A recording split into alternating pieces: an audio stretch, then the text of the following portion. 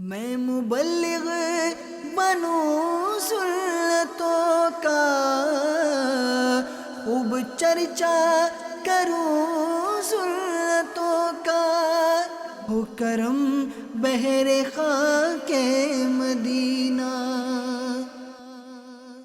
الحمدللہ رب العالمین والصلاة والسلام علی سید المرسلین، اما بعد فاعوذ باللہ من الشیطان الرجیم، بسم اللہ الرحمن الرحیم۔ الصلاة والسلام علیک یا رسول اللہ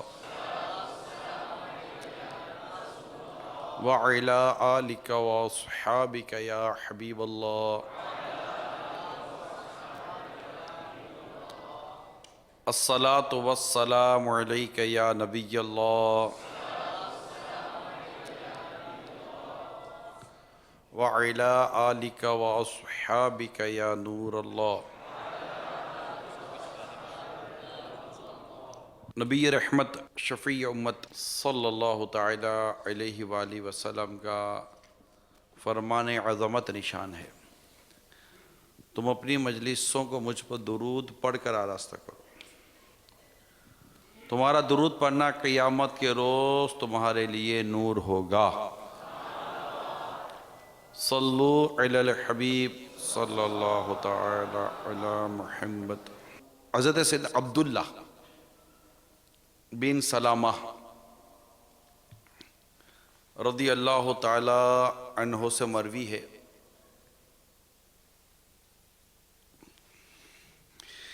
ایک شخص نے حضرت سیدنا معاذ بن جبل رضی اللہ تعالی عنہ سے عرض کی، مجھے کوئی علم کی بات سکھائیے۔ آپ رضی اللہ تعالی عنہ نے ارشاد فرمایا، کیا تم میری اطاعت کرو گے؟ عرض کی، میں آپ کی اطاعت پر حریص ہوں۔ آپ نے فرمایا، روزہ رکھو اور افطار بھی کرو، رات پہ قیام کرو، آرام بھی کرو، کسب حلال کے لیے کوشش کرو، گناہ سے بھی بچو، حالت اسلام میں ہی مرو اور مظلوم کی بد دعا سے بچو۔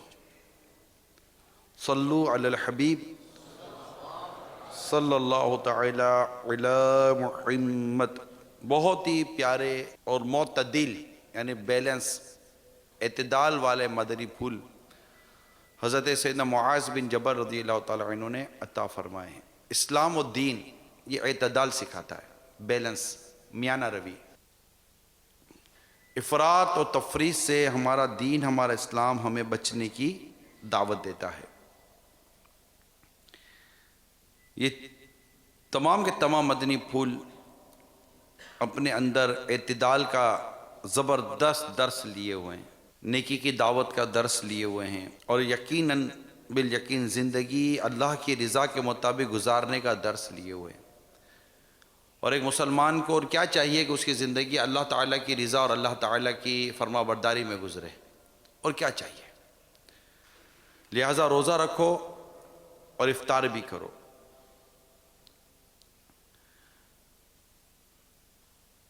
قیام کرو اور آرام بھی کرو، رات کا ایک حصہ قیام کرو اور آرام بھی کرو، کسب حلال کے لیے کوشش کرو، کاروبار، معاش، ضرورت پوری کرنی ہے، اور گناہ سے بھی بچو۔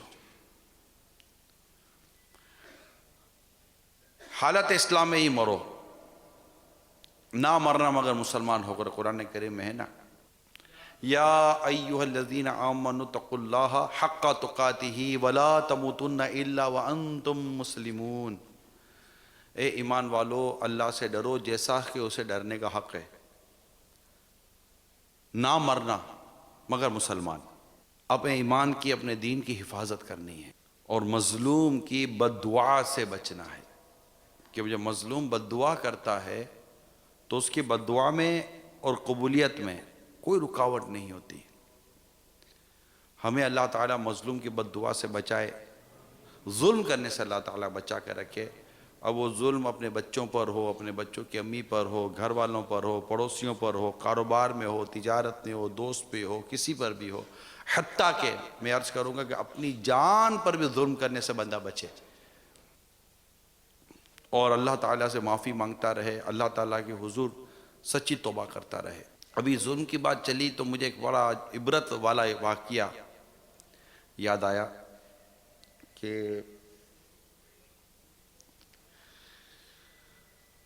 ایک شخص کے گھر میں بچے بھوکے تھے، وہ دریا کے کنارے آیا کہ مچھلی پکڑ لوں اور اپنے بچوں کو کھلاؤں گا۔ وہ مچھلی پکڑ کر گھر جانے لگا تو راستے میں ایک شخص ملا، وہ عہدے دار تھا، اس کے بعد عہدہ تھا۔ اس نے اس کو کہا کیا ہے؟ وہ مچھلی ہے، مجھے دے دے۔ بولا میرے بچے بھوکے ہیں، اور اس نے جبرن زور زبردستی کر کے اس سے مچھلی چھین لی۔ وہ بڑا رویا کہ میرے بچے بھوکے ہیں، مگر اس کو رحم نہ آیا۔ اب وہ مچھلی کو منہ سے پکڑ کر جب جانے لگا تو مچھلی کے منہ کے اندر سے دانت یا کوئی ایسی شے تھی جو اس کی انگلی میں چبھ گئی۔ درد تو ہوا، وہ گیا گھر میں، مچھلی اس نے بھونی اور کھائی۔ درد آہستہ آہستہ بڑھ رہا تھا، بڑھتے بہت تکلیف شروع ہو گئی۔ تھوڑا بہت اس نے علاج کروایا مگر تکلیف کم نہیں ہوئی اس کی۔ تھوڑے دنوں کے بعد اس کو طبیب یعنی ڈاکٹر نے کہا کہ ہم تو کوشش کر رہے تھے لیکن آپ کی یہ انگلی صحیح نہیں ہو رہی، اور ابھی ہم نے دیکھ رہے ہیں کہ آپ کی انگلی میں زہر چڑھ گیا ہے۔ اگر آپ اپنا یہ دوسری انگلیاں اور پنجہ بچانا چاہتے تو یہ انگلی کاٹنی پڑے گی۔ اور وہ تو بہت پریشان ہو گیا کہ میری انگلی کٹ جائے گی، یہ تو مجبوری تھی، کیا کریں۔ خیر آپریشن ہوا اور اس کی انگلی کاٹ دی گئی۔ تھوڑے دنوں تک اس کو افاقہ ہوا۔ اب ہاتھ میں درد شروع ہو گیا، پنجوں میں، ہتھیلی میں درد شروع ہو گیا۔ اس کو بہت تکلیف بڑھی، پھر گیا طبیب کے پاس، اس کا پھر علاج ہوا۔ پھر چند دنوں کے بعد ڈاکٹر نے کہا کہ زہر جو ہے نا وہ آپ کی ہتھیلی میں چڑھ چکا ہے، اگر بازو بچانا ہے تو ہتھیلی کاٹنی پڑے گی۔ اوئے ہوئے، اس کی تو حالت خراب ہو گئی، اب کیا کروں، اب مرتا کیا نہ کرتا۔ ہتھیلی کاٹ دو، تو اس کی ہتھیلی کاٹ دی گئی۔ اب اس کا کٹا ہوا بازو ہے، پٹا بندھا ہوا ہے۔ تھوڑے دن تک درد نہ رہا، مطلب وہی جو ایک آپریشن کا درد ہوتا وہ پھر یہاں ہاتھ کھینچنا اس کا شروع ہوا۔ اب ہاتھ یہاں کتنا شروع ہوا، اب تکلیف اس کی بڑی بہت بڑھ گئی، حتیٰ کہ ڈاکٹر نے کہا کہ زہر اب آپ کے بازو میں بھی چڑھ گیا ہے، اگر آپ اپنا وجود بچانا چاہتے تو ہمیں آپ کا بازو کاٹنا پڑے گا۔ اب اس کا بازو کٹا، اب یہ پریشان نہ، اب ہے کیا؟ تو کسی نے اس کو کہا کہ تو یاد کر کے کوئی ایسا کام تو نہیں کہ جس کی وجہ سے تجھے یہ تکلیف مسلسل ہوتی چلی جا رہی ہے اور زہر چڑھتا چلا جا رہا ہے۔ اس نے یاد کیا، اس کو ہو سکتا ہے زندگی کے کئی واقعات یاد آ رہے ہوں، کیونکہ واقعہ یہ ہے کہ اقتدار جو ہے نا یہ ظلم پر آمادہ کر دیتا ہے، یہ یاد رکھیے گا۔ طاقت، اقتدار، عہدہ، منصب، قہر و تسلط، یہ چیزیں عموماً بندے کو ظلم پر ابھار دیتی ہیں، عموماً ناانصافی پر ابھار دیتی ہیں، اور اس کے دماغ اور اس کے عجیب کیفیت ہو جاتی ہے، اور وہ اللہ تعالیٰ سے گویا کہ ایک طرح سے ڈرنے والوں میں شمار نہیں کیا جاتا، بے باک ہو جاتا ہے۔ اب اس کو پتہ نہیں کتنی اپنی زیادتیاں یاد آئیں، اسی میں اس کو یہ مچھلی والا واقعہ یاد آ گیا کہ میں نے اسے ظلماً مچھلی چھینی تھی اور اس کے بعد مجھے تکلیف شروع ہوئی ہے۔ اب وہ اس غریب آدمی کو ڈھونڈ رہا ہے، وہ اب ملے نا، بڑی مشکل سے ڈھونڈتا اس تک پہنچا، اس کو کہا کہ تو مجھے پہچانتا، اس کی تو حالت ایسی تھی وہ پہچانا بھی نہیں جا رہا تھا، اس سے اپنی پہچان کرے تو مجھے پہچان، تو اس نے کہا ہاں ہاں میں نے تمہیں پہچان تو لیا۔ بولا جب میں تجھ سے مچھلی لے کر گیا تھا تو نے کیا کہا تھا؟ بولا میں نے اللہ تعالیٰ کے حضور ہاتھ اٹھا کر تیرے لیے بد دعا کی تھی۔ اس نے معافی مانگی اور جو اس نے اپنا حال بتایا کہ بولا میرے ساتھ کیا ہو رہا ہے، اب اس کو بھی رحم آیا، اس نے رحم کیا اور اللہ تعالیٰ سے ہاتھ اٹھا کر دعا کی، یا اللہ تو بھی اسے معاف کر دے، میں نے بھی اسے معاف کر دیا، اور اس کے بعد اس کے ہاتھ کا درد ختم ہو گیا۔ یہ مظلوم کی بد دعا ہے نا میرے میٹھے میٹھے پیارے اسلام، اس سے بچیں۔ بعد اوقات پڑوسی بد دعا کر دیتے ہیں، کوئی دکاندار جس کا ہم پیسے کھا کر بیٹھے ہوتے ہیں نا وہ بھی بد دعا کر دیتا ہے، 10 15 20 ہزار روپے کے لیے بندہ بد دعا کر دیتا ہے۔ میں آپ کو بتاؤں، غریبوں کا جو پیسہ دبا دیتے ہیں، مزدوروں کے پیسے دبا دیتے ہیں، یہ بد دعا کر دیتے ہیں۔ بعض اوقات اداروں میں ملازمین کے اجارے ناجائز طور پر دبا دیتے ہیں کہ وہ واقعی ہو مظلوم نا، اور اللہ جانتا ہے کہ کون مظلوم ہے اور کون مظلوم نہیں۔ یوں تو آپ میں سے ہر کوئی خود کو بولے کہ میں مظلوم ہوں، میں مظلوم ہوں، میں مظلوم ہوں، لیکن مظلوم تو وہ جسے اللہ تعالیٰ کہے کہ ہاں یہ مظلوم ہے، جس پر واقعی ظلم ہوا، اور اللہ جانتا ہے کہ اس پر ظلم ہوا، اور اللہ جانتا ہے کون مظلوم ہے، اللہ جانتا ہے کہ کون ظالم ہے، وہ اللہ جانتا ہے۔ اب جس پر واقعی ظلم ہوا اب وہ کرے کیا؟ کیونکہ مظلوم کا کون سہارا، اسپیشلی طور پر اس طرح کا جو غریب طبقہ ہوتا ہے اس کا کون سہارا ہوتا ہے؟ کوئی لفٹ تو نہیں کرا دے ان لوگوں کو، بیچاروں کو، غریبوں کو دھتکار دیا جاتے ہیں۔ کوئی بڑے آدمی کا کوئی بال تو اکھاڑ کر دیکھے، اس کی نسلیں اکھاڑ کر رکھ دیں گے، اور یہاں بیچارے غریب مظلوم بے سہارا لوگوں کو تو مطلب کچلا جاتا ہے نا، مشق کی جاتی ہے ان پر کچلنے کی۔ اللہ تعالیٰ ان ظالموں کو ہدایت دے اور ان کو اللہ تعالیٰ اپنا حقیقی معنوں میں خوف عطا فرمائے۔ بڑا ڈرنا چاہیے، بڑا ڈرنا چاہیے، اللہ تعالیٰ سے ڈرنا چاہیے کہ کوئی مطلب ہم سے غلطی نہ ہو جائے۔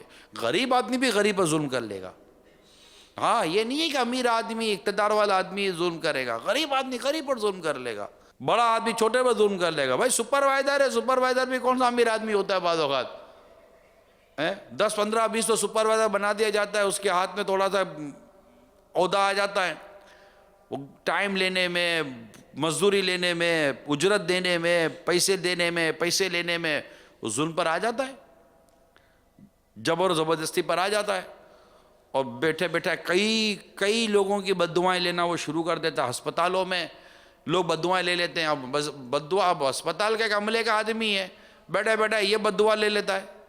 بھائی رحم، کرم، شفقت، محبت، درگزر، غم گساری، غم خواری، یہ جذبے کہاں چلے گئے آج ہمارے؟ کہ کسی کو تکلیف میں دیکھے تو بندہ بے چین ہو جائے، تل ملا جائے کہ یار میں اس کی تکلیف دور کر دوں۔ یہاں تو تکلیف، آج کل تو تکلیف دور کون کرتا ہے؟ میں ظالم نہیں کہتا، لیکن تکلیف دور کون کرتا ہے؟ اب تو کوئی تڑپتا ہوا دیکھو تو اس کی سیلفیاں بنانا، اس کی موبائل میں موویاں بنانا شروع کر دیتے ہیں کہ اپنے اس کو مطلب کہ میڈیا پر یا اس کے طرح سوشل میڈیا پر اس کو چڑھا دیں گے۔ کوئی تڑپتا ہے اس کو لوگ بچانے بھی نہیں آتے، ایسا عجیب حال ہو گیا ہے۔ تو عرض یہ کر رہا ہوں میرے میٹھے میٹھے پیارے پیارے اسلامی بھائیوں، لوگ بہت دکھی ہیں، کوئی ڈاکٹر، کوئی وکیل، کوئی انجینئر، کوئی سرکاری عہدیدار، کوئی تھانے والا، کوئی جاننے والا، کوئی بھی ہو، چاہے وہ مذہبی ادارے کا کوئی عہدیدار ہو، مظلوم کی بد دعا سے ڈرے۔ مسجد کی کمیٹی ہے، اللہ نہ کرے امام پر ظلم کر بیٹھے، مؤذن پر ظلم کر بیٹھے، خاتم پر ظلم کر بیٹھے، وہ مظلوم ہو جائے، اللہ نہ کرے وہ بد دعا کر دیں تو۔ اسی طرح جن کے ہاتھوں میں اجارے ہوتے ہیں، جن کے ہاتھوں میں مطلب پیسے لینے پیسے دینے کا ہوتا ہے، بعض اوقات اختیارات ہوتے ہیں جن کا بالکل تقاضا ہے، واجب ہو جاتا ہے کہ وہ اپنے اختیارات کو استعمال کر کے مظلوموں کی داد رسی کرے اور ان کی مدد کرے، ان کو ظلم سے نجات دلائے، لیکن وہ اپنے اقتدار میں اور اپنی مستی میں مست ہے کہ ابھی کچھ کرنے جاؤں گا مخالف ہو جائیں گے، یہ ہو جائیں گے، وہ ہو جائیں گے، میری سیٹ چلی جائے گی، میری ذمہ داری چلی جائے گی۔ ارے بھائی تو آپ کیوں بیٹھے ہیں سیٹ کے اوپر؟ آپ کیوں بیٹھے ہیں ذمہ داری کے اوپر؟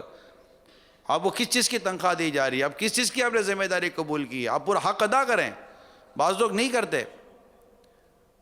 میں نہیں کہتا کہ ہر بات ظلم کی طرف جائے گی، بعض چیزیں خیانت کی طرف لے کے جاتے، وہ اپنی جان پر ظلم کرنا ہے، خیانت پہ چلا جاتا ہے، وہ پتہ ہے کہ یہ نہیں ہونا چاہیے پھر بھی ہو رہا ہوتا ہے، پیسے ضائع ہو رہے ہیں پھر بھی وہ دیکھ رہا ہوتا ہے، حالانکہ اس کی ذمہ داری ہوتی ہے کہ وہ اپنی ذمہ داری کو پورا کرے۔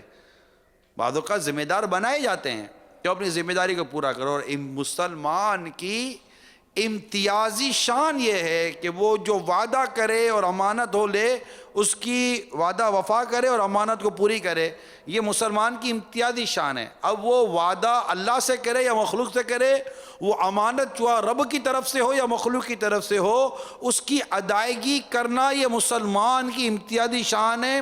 اس کا کام ہے کہ وہ اس کام کو پورا کر کے دے، نہ کہ لے تو لے اس کے بعد وہ گم ہو جائے، کھو جائے اور کام نہ دے۔ تو اللہ تبارک و تعالی ہمیں ظلم سے بچائے۔ آپ سوچتے رہا کرو میرے میٹھے میٹھے پیارے پیارے اسلام کو، سوچتے رہا کرو، بھلے آپ امیر ہیں، غریب ہیں، مزدور ہیں، سیٹھ ہیں، ذمہ دار ہیں، نگران ہیں، جو بھی ہیں، آپ ہمیشہ سوچتے رہا کریں اور اس میں اللہ تعالیٰ سے ڈریں، جتنا ہو سکتا ہے ہم اللہ تعالیٰ سے ڈریں، اپنا ڈر بڑھائیں، حقا تقاتہ، حقا تقاتہ، جیسا کہ اس سے ڈرنے کا حق ہے، ایسا کوئی نہیں، ایسا کون ڈرے گا جیسے، لیکن اپنی طاقت بھر۔ اس کی تفاسیر جب آپ پڑھیں گے تو لکھا ہوگا کہ اپنی طاقت بھر بندہ اپنے رب سے ڈرے، اور اس سے غلطی ہو جائے، کوئی ایسی چیز ہو جائے تو جھجکتا رہے یا گھبراتا رہے۔ مطلب امیر سنت کو تو میں نے اتنا دیکھا ڈرتے ہوئے، اتنا مطلب کہ ڈرتے ہیں کہ اگر جیسے کہ یہ کہنا یار ذرا ہٹیے گا، اس کو جگہ دے دیں، امیر سنت سے نہیں نکلتا یہ جملہ کہ اس کو ہٹیے گا، ہٹیے گا، اس کو بولوں گا نہ برا لگ گیا تو بندے سے کیا ڈرنا ہے، مگر اس کو برا لگ گیا، اس کی دل آزاری ہو گئی، حق تلفی ہو گئی، خدا نہ خواستہ یا کچھ اور ہو گیا۔ مجھے واقعہ یاد ہوگا، حاجی امین آپ کو یاد ہوگا، امیر سنت اوپر نماز کے لیے تشریف لائے، اوپر نماز جو جماعت جہاں ہو رہی تھی، تو ڈرنا جس کو میں بولتا ہوں نا، ڈر، تو امیر سنت کا یہ معمول تھا کہ آپ اقامت آپ فرماتے تھے، تو اقامت کی ایک عموماً جگہ ہوتی ہے کہ امام صاحب کے پیچھے عموماً اقامت کہی جاتی ہے، تو امیر سنت کا ایک اقامت کا ایک روٹین تھی، روزانہ اقامت دیا کرتے تھے۔ تو وہاں پر ایک اسلامی بھائی بزرگ ٹائپ کے تھے، بڑی عمر کے تھے، کیونکہ بدل بدل کر اسلامی بھائی آتے ہیں نا جہاں امیر سنت نماز پڑھ رہے تھے، یہ شاید رمضان مبارک کا واقعہ ہے، دعائے افطار کے بعد مغرب کی نماز میں، تو ایک بڑی بزرگ ٹائپ کے تھے، وہ آ کر وہ کھڑے ہو گئے جہاں بابا کھڑے ہوتے ہیں اقامت دیتے تھے، تو وہ وہاں بیٹھ گئے، تو کسی نے آ کر ان کو ہٹایا کہ آپ ہٹے تو امیر سنت یہاں اقامت، امیر سنت دیکھ لیا، آپ نے فرمایا تم نے ہٹایا کہ اس کو یار، مطلب یہ مسجد ہے اور مسجد کی جگہ کسی کی بندھی ہوئی نہیں ہے، اور آپ نے ان کو ہٹایا، اب اس کا دل دکھا ہوگا، اس کی دل آزاری ہوئی ہوگی، اس کو تکلیف ہوئی ہوگی، اب باپ رے باپ، مطلب بات یہ چھوٹی لی ہی نہیں بابا نے، ایک تو خصوصیت یہ ان چیزوں کو چھوٹا لیتے ہی نہیں ہے، کیونکہ اس میں اللہ تعالیٰ سے ڈرنا ہے۔ اب اس سے معافی، اچھا جس نے ہٹایا تھا اس کو کہا تم بھی معافی مانگو، وہ بھی معافی مانگے، اب وہ تو مطلب اس کی تو کیفیت ہی کچھ اور تھی، شاید ایسا کہہ سکتے کہ اس کو یہ محسوس نہیں ہوا ہو جو کچھ ہو رہا تھا، لیکن باپا نے محسوس کر لیا امیر سنت نے کہ یہ ہوا غلط ہے، اب وہ بھی معافی، باپا بھی معافی، اس کے بعد پھر کچھ تحفہ نکال کے اس کو دیا، خوش ہو جاؤ، پھر نماز پوری کی، نماز پوری کرنے کے بعد پھر اس کو تحفہ نکال کر دیا، اور اے بھائی اللہ خیر کرے، مطلب بظاہر ہم کہہ سکتے ہیں نا جان نہ پہچان، یعنی بالکل ان نون بزرگ آدمی، ایک مطلب کوئی پہچان نہیں، شاید رنگین کپڑے بھی پہنے ہوئے تھے اس نے، اب وہ خان صاحب ٹائپ کے تھے، ایسی کیفیت تھی۔ آج امین بھی وہیں تھے، دیکھ رہے تھے، میں بھی دیکھ رہا تھا، لیکن میں تو بس سچی بات اول تاکہ دیکھ رہا تھا، بولنے کی جرات نہ، بولنے کی ہمت نہیں تھی، یہاں کیا بولے، یہاں نہیں بات، یہاں نہیں بولا جاتا بھائی، لیکن مجھے اس سے سیکھنے کو ملا ایک چیز پر ڈرنا اللہ تعالیٰ سے، کہ یار یہ بول دیا اس کا دل دکھ گیا ہوگا، لے لیا اس کا دل دکھ گیا ہوگا، یہاں میں بیٹھ گیا اس کا دل دکھ گیا ہوگا، اس کو ہٹا دیا اس کا دل دکھ گیا ہوگا، یہ دل دکھنا ہے نا، دل دکھنا، اس کے بارے میں اگر بندہ غور کرتا رہے نا، چلتے پھرتے اٹھتے بیٹھتے آگے پیچھے دھکا لگ گیا ہوگا، یہ لے لیا ہوگا وہ لے لیا ہوگا، یار اس نے سوچا ہوگا کہ میں آؤں گا تو میرے کو مسکرا کر یہ ملے گا، میں تو مسکرا کر ملا بھی نہیں، اب کیا کروں، اس کا دل دکھ گیا۔ یہ جو جملہ ہے نا، دل دکھ گیا ہوگا تو، ہم تو کہتے ہیں دل دکھ گیا، اب ایسے کہتے ہیں کہ دل دکھ جائے گا یار، لیکن یہاں عجیب کیفیت ہے اللہ والوں کی، دل دکھ گیا ہوگا تو اب کیا ہوگا، اگر مرنے کے بعد پتہ چلا کہ میں نے دل دکھا دیا تو اب کیا ہوگا۔ تو یہ کیفیت ایسی ہے کہ آپ کو لوگوں کا دل خوش کرنے پر آمادہ کرے گی۔ کسی کو کہہ دیا یار ٹھیک ہے بھائی جان اب تھوڑا بیٹھ جاؤ، میرے کو دوسری بات بھی کرنی ہے، اور سب کے سامنے بولا تھوڑا سا بیٹھ جاؤ، اس کا دل دکھ گیا ہوگا تو، بھائی جان آپ تو مائک لے کر کھڑے ہو گئے ہو، مائک چڑھنے کا نام ہی نہیں لے رہے ہو، چپکو ہو یار، اب آپ 10 آدمی کے سامنے بول دو تو چپکو ہے، اب یہ بات اس کے دل پر چپک گئی ہوگی تو، اس کا دل دکھ گیا ہوگا تو، بس میں آتے جاتے کسی کا دل دکھا دیا ہوگا تو، سیڑھی اترتے چڑھتے دل دکھا دیا ہوگا تو، نابالغ کا اللہ نہ کرے دل دکھا دیا ہوگا تو، یا اللہ وہ تو معاف کرنے کا بھی حق نہیں رکھتا، اب دعا کرتے رہے یا اللہ یہ بالغ ہونے تک تو اس کو زندگی تو عطا کر تاکہ بالغ ہوتے ہی میں سے معافی تو مانگ لوں۔ دل دکھ گیا ہوگا تو، یہ ایک واقعی بہترین جملہ ہے ہمارے دماغ کو ٹھکانے پہ لانے کا۔ تیز جملے میں بات کر دیا، اب اس کا دل دکھ گیا ہوگا تو یہ جو ہے نا دل دکھ گیا ہوگا تو، اس کو ضرور نوٹس لیں اس کا، تاکہ ہم چلتے پھرتے اٹھتے بیٹھتے کھاتے پیتے گھر میں گھر سے باہر اس بات کو ہمیشہ غور کرتے رہیں کہ کسی کا دل نہ دکھ جائے، ورنہ ہم آزمائش ہو سکتی ہے، ہم اللہ نہ کرے کسی کی بلا اجازت شرعی دل آزاری میں مبتلا نہ ہو جائیں۔ ہاں یہ الگ بات ہے کہ اب کوئی اپنے اوپر ہی دل دکھنا لے لے تو یہ ایک الگ میٹر ہوتا ہے۔ جیسے حال میں ایک واقعہ ہوا کہ کسی نے کہا کہ یار میرے دن میں سونے کا ٹائم ہے اور میرے پڑوس کے اندر وہ کام شروع ہو گیا یار، اب ڈرل مشین چلتی ہے نہ ٹھڈر چلتی ہے نہ توڑیاں چلتی ہیں، میں سو نہیں سکتا ہوں یار، اس کو احساس ہونا چاہیے تھا۔ تو میری بات ہوئی، میں نے کہا یار کتنے کون سے ٹائم پر ہوتا ہے؟ تو دن میں ہوتا ہے۔ اب وہ دن میں کون سا سونے کا ٹائم ہے؟ اب وہ سو نہیں سک رہا کیونکہ اس کی آواز آ رہی ہے، مگر یہ آواز جو اس کو سونے نہیں دے رہی، تو اس میں وہ دل نہیں دکھا رہا، کیونکہ اتنے بجے صبح 8 سے لے کر شام 5-6 بجے تک تو کام کرے تو عرف ہے، اگر سارے کے سارے بولے میرے سونے کا ٹائم ہے تو مزدور کام کب کرے گا؟ تو بھائی آپ کے سونے کا ٹائم غلط ہے، نہ کہ اس کے کام کا معاملہ غلط ہے۔ اب آپ کے گھر کے ساتھ بلڈنگ میں تعمیر ہو رہی ہے، اب آپ کے بلڈنگ تعمیر ہو تو چلے گا، اتنی بڑی مشینیں چل رہی ہوں گی، گڑھے کھد رہے ہوں گے، اور آپ بولو میرے سونے کا ٹائم ہے، تو اب سونے کا ٹائم ہے تو کیوں سو رہے بھائی؟ 8-9 بجے اٹھیں، کام پر نکلیں، آپ کو سونے کی ضرورت کیا ہے رات دوپہر کو 2-2, 3-3, 4-4 بجے تک، یا 1-1, 1.5, 2-2 بجے تک؟ وہ میری تو بات ہو رہی تھی، میں نے کہا اس میں وہ کون سا حق تلفی کر رہا ہے؟ دیکھیں اگر وہ حق تلفی کرے تو اس کو بولا بھی جائے، سمجھایا بھی جائے، درگزر سے بھی اس کو بولا یار تھوڑا سا کچھ کرو یار، وہ حق تلفی تو ہی نہیں، آپ کو تکلیف ہو رہی ہے کیونکہ آپ کا سونے کا ٹائم غیر فطری ہے، اس کے کام کا ٹائم غیر فطری نہیں ہے۔ اب اس کو بولا یار آپ مزدوروں کو 2 بجے کے بعد بلا لینا، تو 2 بجے کے بعد مزدور کیا کرے گا؟ مزدور تو 2 بجے تو اس کی آدھا ٹائم پورا ہو جاتا ہے، 8-9 بجے مزدور کام شروع کرتے ہیں۔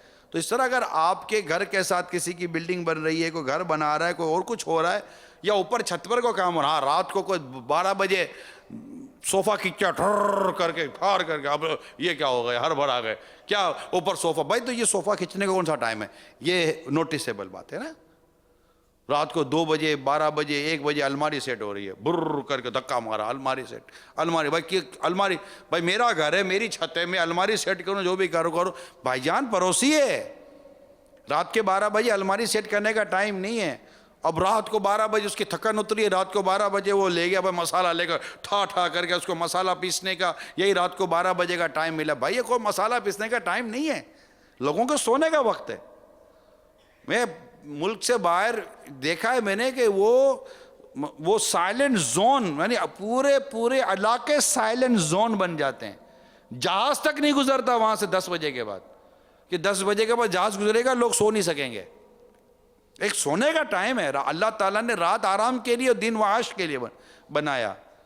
تو اب اگر کوئی دن کو سوتا ہے یا ایسے موقع پر سوتا ہے کہ جو عرف اور عادت کے مطابق نہیں ہے، تو دنیا کا نظام تھوڑی خالی اس کی سونے کی وجہ سے. بھائی میں پڑھ رہا ہوں، میرا مطالعہ ہے، تو اب مطالعہ ہے تو اب کیا کر سکتے ہیں؟ بھائی بلڈنگ بنانا بند کر دیں، راستے بنانے بند کر دیں، گڑھے کھودنے بند کر دیں، پانی کی بورنگ کی لائن نکالنا کیا بند کر دیں کہ حضرت کے پڑھنے کا ٹائم ہے. تو یہ جو چیزیں ہوتی ہیں نا، ان چیزوں پر غور کرنے کی ضرورت ہے تاکہ ہم سمجھ سکیں کہ کیا ظلم ہے، کیا ظلم نہیں ہے، کیا حق ہے، کیا حق نہیں ہے، کہاں پر اذیت ہے، کہاں متعازی ہے. یعنی اذیت اور نے اذیت پہنچائی کسی نے، وہ گناہگار. اب میں نے اذیت اوڑھ لی تو میں متعازی ہو گیا. تو متعازی ہونا تو یہ اس کے اختیار میں ہی نہیں ہے. ہاں آپ کو، جیسے میں نے رات کے 12 بجے کی مثال دی، اب کوئی رات کو 12 بجے اپنے دروازے کو لوک صحیح کرنے کے لیے بیٹھا ہوا ہے تو ایک الگ ہے. ایک ایمرجنسی ہوتی ہے، دروازہ بند ہو گیا، تالا لگ گیا، چابی باہر رہ گئی ہے اور اب آپ تالا توڑ رہے ہیں، تھک تھک ہو رہی ہے، اس پہ معافی مانگ لیں. آپ پڑوسیوں سے اوپر نیچے آگے پیچھے، بلڈنگ میں رہتے ہیں، علاقے میں رہتے ہیں. اب جیسے کہ آپ جن علاقوں سے ہیں تو اس میں اتنی بلڈنگیں نہیں ہیں، نیچے نیچے کے مکان آپ کے یہاں کافی ہوتے، تو اب پڑوس میں ایسا کام ہو رہا ہے. تو یہ سب غور طلب چیز ہے. اور رات کو اس کو 3 بجے رات کو اٹھ کے یاد آئے گا، یار یہ دیوار بڑی اچھی ہے، اتنے سالوں سے میرے کو دیوار یاد نہیں آئی، ادھر کچھ بھی نہیں ہے، ادھر مطلب کہ میرے کو نالے نے پاک کی فریم لگانی ہے. اور رات کے 3 بجے یہ بول رہا ہے کہ میرے کو ہتھوڑی دو، کیلی دو. رات کو 3 بجے اب دروازہ بجا، رات کو 3 بجے، اللہ کے بندو میں نالے نے پاک کی فریم لگا رہا ہوں. ارے بھائی، تو جس کے نقشے نالے نے پاک کی فریم لگا رہے ہو اور جن کے نقشے نالے پاک کی تم تعظیم کر رہے ہو، اس آقا کی تعلیم کو تو سمجھو. تجھے پڑوسی کو تکلیف دینے کا کس نے کہا تھا؟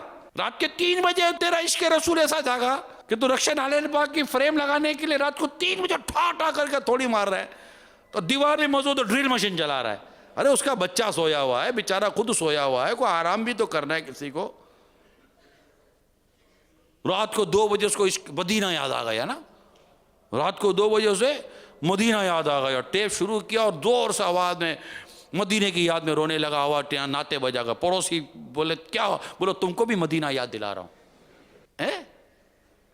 بھائی آپ کو مدینہ یاد آیا، اللہ آپ کے مدینے کی محبت میں اور اضافہ فرمائے. لیکن یہ کون سا طریقہ ہے کہ رات کو 2 بجے اب اتنی زور سے ٹیپ بجا دو کہ پڑوسی کو جگا دو؟ بولو کیوں جگایا تھا بھائی؟ تم بھی مدینہ یاد کرو. یہ اگرچہ میں خوش طبعی کر رہا ہوں، لیکن آپ کو ایک توجہ دلا رہا ہوں کہ جو اتنے بڑے بڑے بھونپو لگا کر جو نعتیں سنتے ہیں نا سڑکوں پر رات کو 2 3 بجے تک جو نعتیں چل رہی ہوتی ہیں، یا نانا بھائی سونے دو یار. اسلام کی کوئی تعلیمات کے احساس ہے یا نہیں کہ اسلام نے مسلمانوں کے کیا حقوق رکھے ہیں، شہریوں کے کیا حقوق رکھے ہیں، رہنے والوں کے، سونے والوں کے، کام کرنے والوں کے کیا حقوق رکھے ہیں؟ رات کو 2 بجے آ کر، ایک مجھے گلی کا پتہ ہے، رات کو 2 بجے آ کر ہارن بجے پاپ. ارے بھائی کیا ہو گیا؟ بالکل گلی کے کونے پر ہارن بجاوے، گلی کے دوسرے کونے پر آواز آوے. معلومات کرنے سے پتہ چلے کہ جناب وہ چوکیدار کو اٹھا رہا ہوں. تو دیکھ تیرے دروازے کے باہر تو پومپو بجا رہا ہے، چوکیدار نہیں اٹھ رہا. تو یہ پومپو کی آواز جو چوکیدار کو اندر سے اٹھا رہی ہے، پورے محلے کو اٹھا رہی ہے کہ سارا محلہ کا دروازہ کھولے گا، حضرت تشریف لائیں. تو ایسا چوکیدار رکھا کیوں تھا جو رات کو سوتا ہے؟ چوکیدار تو رات جاگنے کے لیے تھا، نہ کہ سونے کے لیے تھا. اور اگر آپ کو اتنی ہے تو اب اٹھیے، دروازہ بجائیے، یا چابی سے دروازہ کھولیے، اندر چلے جائیے، مین دروازہ کو. رات کو 2 بجے ہارن بجے گا، اگلا بولے میری گاڑی ہے، میرا محلہ ہے، میرا علاقہ ہے، دروازہ بھی میرا ہے، چوکیدار بھی میرا ہے. اس کو اس بات کی اجازت نہیں دی جائے گی. حقوق عامہ کا خیال رکھا جائے گا، لوگوں کی تکالیف کا خیال رکھا جائے گا. مقصود المدینہ کی بڑی خوبصورت کتاب ہے، تکلیف نہ دیجئے. کیا نام ہے؟ کیا نام ہے؟ تکلیف نہ دیجئے. بڑی دلچسپ کتاب ہے.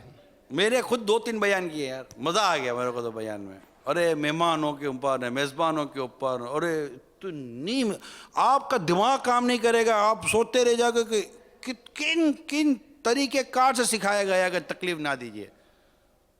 کون کون لینے کی نیت کرتا ہے؟ تو اپنے آپ کو بھی تکلیف سے بچانا ہے اور اوروں کو بھی تکلیف سے بچانا ہے. ظلم سے بچنا ہے، ظلم سے بچانا ہے. نیکی کی دعوت دینی ہے، نیکی کرنی ہے اور نیکی پر آمادہ کرنا ہے. اللہ تعالی ہم سب کو عمل کرنے کی توفیق عطا فرمائے. آمین بجاہین نبی الامین صلی اللہ تعالی علیہ وآلہ ابھی وسلم. آپ نے جو ایک واقعہ سنایا تھا مچھلی والا، یہ بھی جیسی کرنی ویسی بھرنی، ہاں یہ بھی بڑی خوبصورت کتاب ہے. یہ بھی بہت پیاری، جیسی کرنی ویسی بھرنی، جیسا کرو گے ویسا بھرو گے. یہ بھی بہت پیاری کتاب ہے. اس کتاب کو بھی مکتبۃ المدینہ سے ہدیتاً حاصل کریں.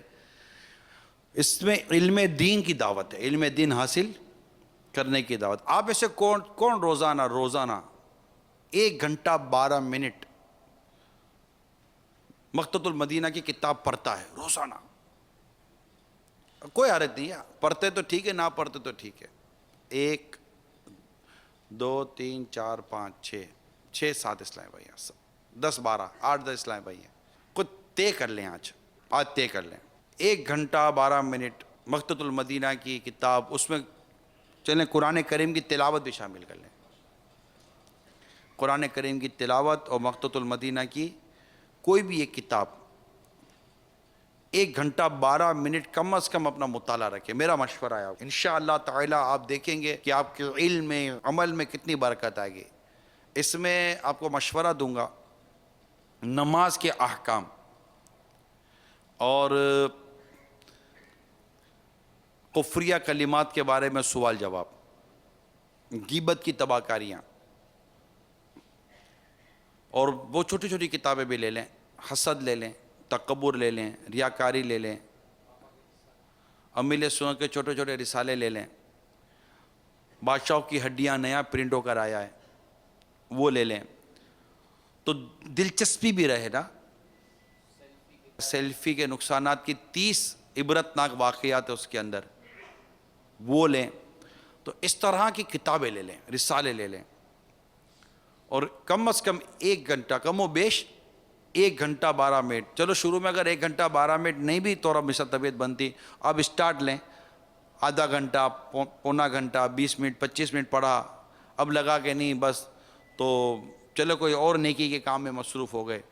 لیکن اگر آپ نے ذہن بنا لیا، جو میں نے آپ کو عرض کیا، اگر اس طرح کتابیں لیں دلچسپی کے ساتھ، واقعات کے ساتھ، حکایات والی، تو انشاءاللہ 1 گھنٹہ 12 منٹ مطالعہ بہت، کوئی مسئلہ ہی کوئی نہیں ہے یار. تو کتاب کھولتے ہیں تو بعض اوقات گھڑی دیکھتے او اتنی دیر ہو گئی، پتہ ہی نہیں چلتا کہ کتنی دیر ہو جاتی ہے. اتنی دیر ہو جاتی ہے بعض اوقات کہ یہ ہوگا آپ کے ساتھ بھی. کبھی آپ پڑھنے بیٹھیں، پڑھتے پڑھتے آپ کو لگے گا کہ وہ یار یہ پتہ ہی نہیں چلا. کبھی کبھی واقعی الارم رکھ کے پڑھنا پڑتا ہے کہ اتنے بجے اپنے کو کھڑا ہونا ہے، تو الارم سیٹ کر لو تاکہ یہ الارم بتا دے گا کہ یار ابھی ہمارا کھڑے ہونے کا ٹائم ہو گیا ہے. تو یہ ہوتا ہے بعض اوقات، احساس نہیں ہوتا پڑھتے پڑھتے، بعض اوقات ایسا ہو جاتا ہے. لکھتے لکھتے دیر ہو جاتی ہے کیونکہ وہ پھر چیز آ رہی ہوتی ہے، لکھنا ہوتا ہے تو نہیں بعض اوقات احساس ہوتا، تو وہ دوسرے کام بھی کرنے ہوتے ہیں. تو یوں الارم پھر بعض اوقات رکھنا پڑتا ہے کہ یہ الارم آپ کو بتا دے گا کہ آپ کو یہ کرنا ہے. تو میری مدنی التجا ہے آپ سے، میٹھے میٹھے اسلامی بھائیوں، روزانہ مطالعے کا ذہن بنائیں اور اس کے لیے کوئی صورت بنائیں تاکہ آپ مطالعہ کر سکیں. اللہ عمل کرنے کی توفیق عطا کرے. صلو علی الحبیب صلی اللہ تعالی. اچھا، ابھی جو کچھ بیان ہوا ہے اس سے متعلق کوئی آپ کے ذہن میں سوالات ہو تو آپ کر سکتے ہیں.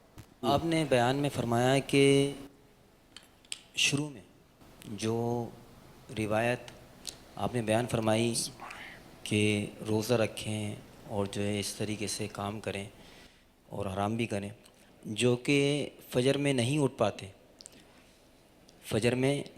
پاتے، تو اگر وہ اپنا یہ جدول بنائیں کہ ہم جو ہے رات کے اندر کام کریں گے، فجر کی نماز پڑھ کے ہم سو جائیں گے، فجر کے بعد سے مطلب فجر کی نماز کے بعد سے اور جو ہے ظہر تک کے ہم جو ہے آرام کر لیں گے اور پھر اس کے بعد یہ سلسلہ شروع کر لیں گے، تو یہ کرنا کیسا ہے؟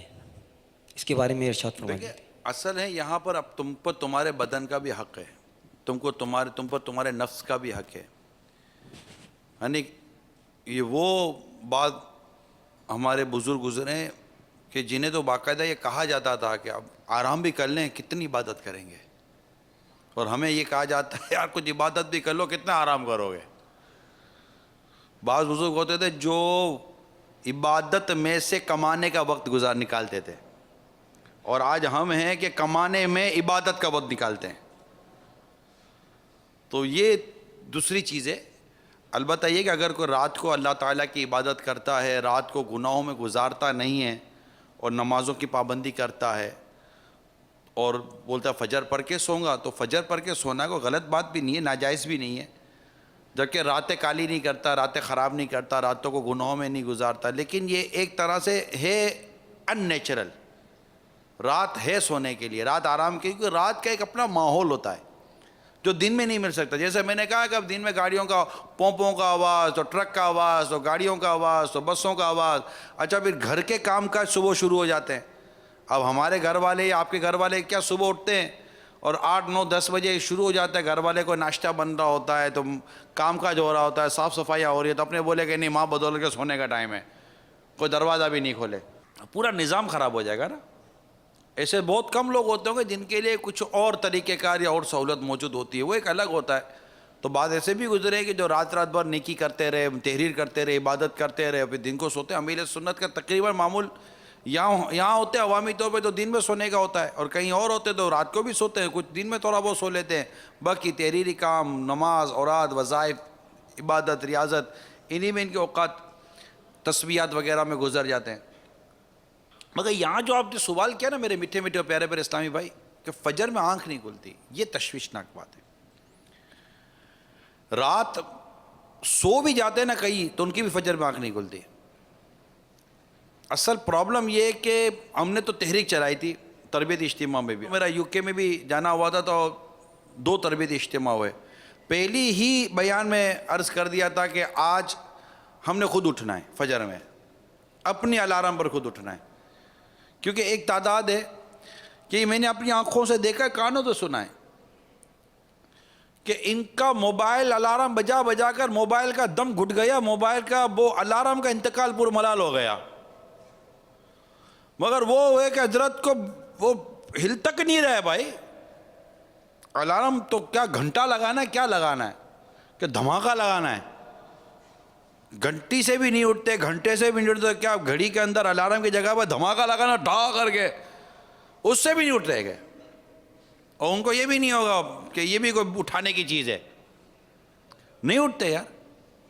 تو ایسوں کو پہلے علاج بھی کرانا چاہیے, معذرت کے ساتھ علاج بھی کرانا چاہیے. بعضوں کی اس طرح یہ مرض بھی ہوتا ہے بھائی, نارملی 2 آنکھ کھل جاتی ہے, مرض بھی ہوتا ہے, بے احتیاطی بھی ہوتی ہے, غفلت بھی ہوتی ہے, احساس ذمہ داری کی کمی بھی ہوتی ہے. تو فجر میں نہ اٹھنا نا, یہ تو خود ایک بڑی تشویشناک بات ہے.